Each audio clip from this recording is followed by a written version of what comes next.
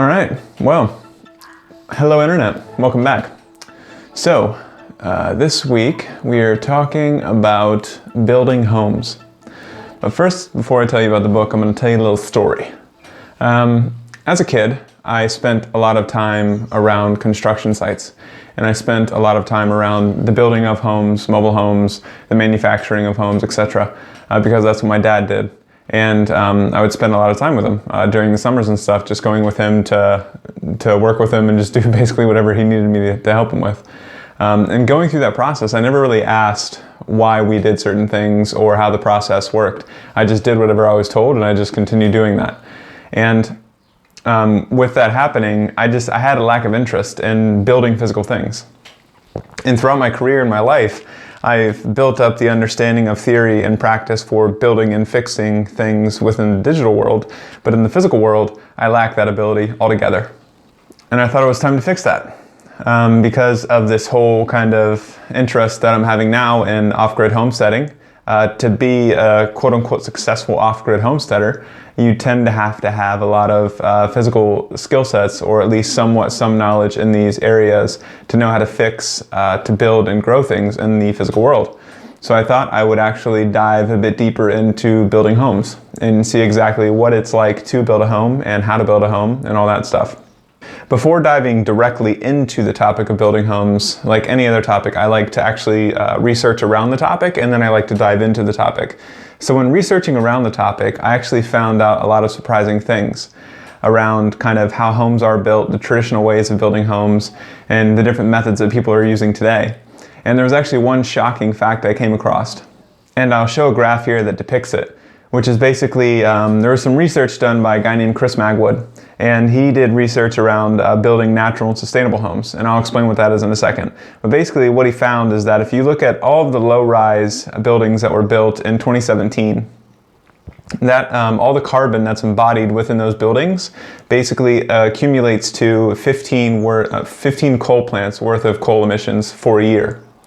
And embodied emissions basically means that you're not necessarily emitting the emissions from the home operating. That's before anybody even walks in the door. So no one even lives in the building. That's just the materials themselves, how they were sourced, what they were used, how they were created, etc. So that's just all the stuff that's embodied into the materials itself.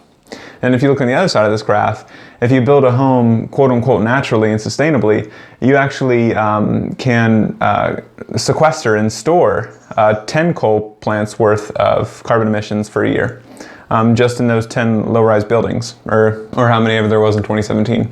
So it's interesting to see that what we do today in building homes and buildings, etc., we actually emit more carbon there than we do in most sectors and industries without even knowing that it's happening. And some people obviously know it's happening because there's an entire little niche industry around it, but it's just something that's so blind to like an average person like me. I had no idea. So after coming across Chris Magwood's research and kind of figuring out more about his history, I actually saw that he's written a few books, so I decided to choose one of his books for this week. And his book is called, I think it's called The Sustainable Building of Homes, or Sustainable Home Design, or whatever. I'll put the book cover here. And the premise of his book is around building natural and sustainable homes. So what exactly does it mean to build something that's natural and sustainable? So when digging into this, I found that there's some debate around defining both natural and sustainable. So I want to separate them out here and kind of define them separately. So when I researched this stuff, I found that natural homes are built from local sourced materials. So materials that are within like a 100-meter radius of your home that you're building. And those materials also tend to be natural in the sense that they're environmentally friendly, there's not a lot of chemicals, they're not necessarily altered in many different ways from humans. And some examples I came across for this would be like hempcrete, so concrete made from hemp. There's also, I think, sunflowercrete, so concrete made from sunflowers, mixed with lime, etc. I came across straw bale insulation, so insulation you put in your walls for straw bales. There's like adobe homes made from clay. There's earth bag foundations where you have these like big bags that have like compressed earth within them that you put your home on the foundation. So there's like an endless list of things that you can use for a natural home. But the ethos of a natural home is basically something that's locally sourced and that has as minimal chemical and human intervention as possible. But then there's sustainable homes. So sustainable homes are basically homes that are extremely energy efficient, meaning that the energy that's used in the home is used in the right way and there's not much used because of the way you've architected and designed the home. Two quick things I'll mention here for a sustainable home is insulation and passive solar. So insulation is basically how airtight your home is, basically. So how tight is your home? So how much air leakage is there coming out or into the home? And that comes down to basically the fluffy or foamy stuff in your walls. So how thick is that and how kind of correctly installed is it? And there's all kinds of natural insulation that can be used.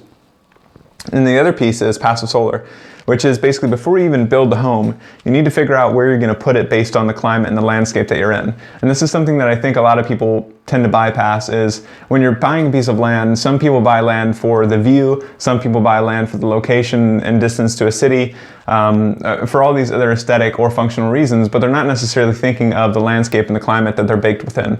So they're not thinking about the topography of the land, where the water is going, where the sun rises and sets, etc. But if you think about that stuff and you say, okay, if I want to have a passive solar home, meaning my home heats and cools itself passively without having to do too much heating and cooling with AC or heating systems, the premise of it for passive solar is basically to face your house south if you're in the northern hemisphere.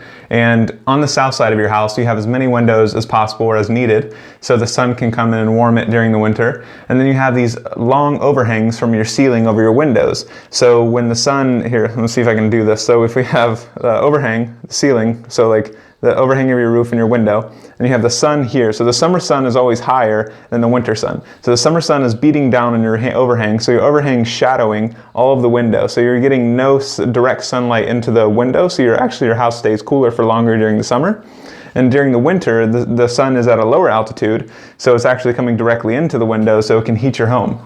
And these are just like some small things that make up a more sustainable home because you're designing and architecting and taking into consideration all these functions to make sure your home kind of survives by itself without you having to pump a bunch of energy into it. So it becomes more energy efficient.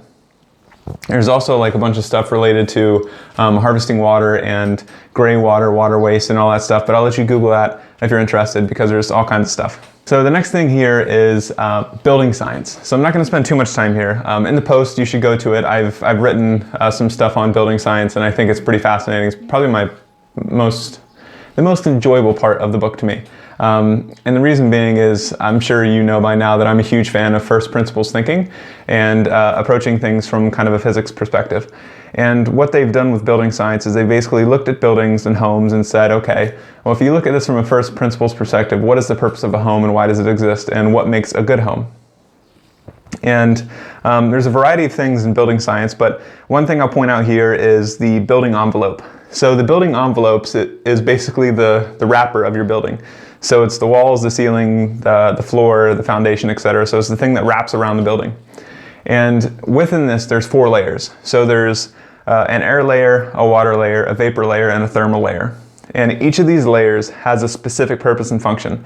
And if any of the layers are messed up, or if there's not enough of one and not enough of another, or etc., they tend to kind of screw each other up. So say if your air layer has a puncture in it that's not necessarily needed there, or it's not covered, then that can impact all the other layers.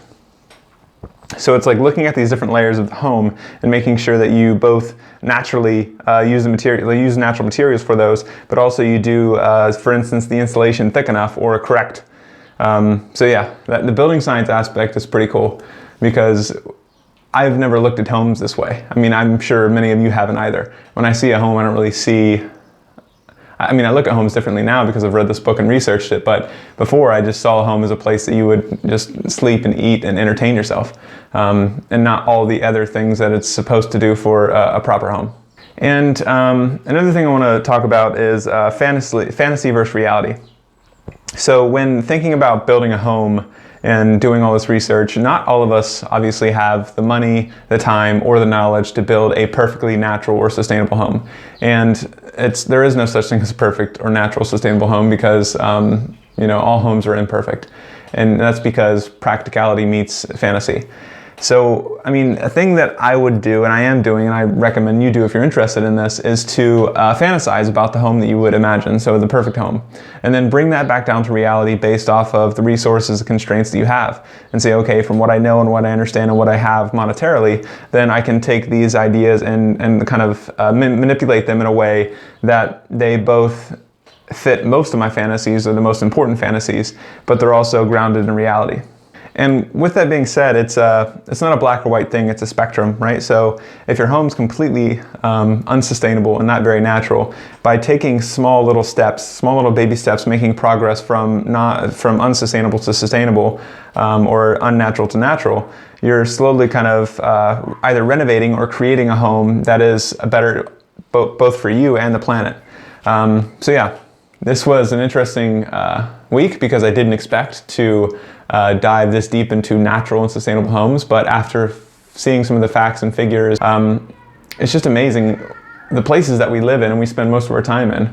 We build in such crappy ways and use such bad materials.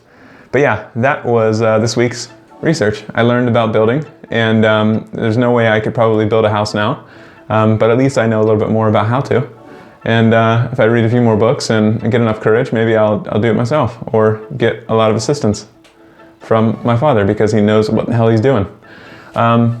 Internet, check out the newsletter, and I will see you next week.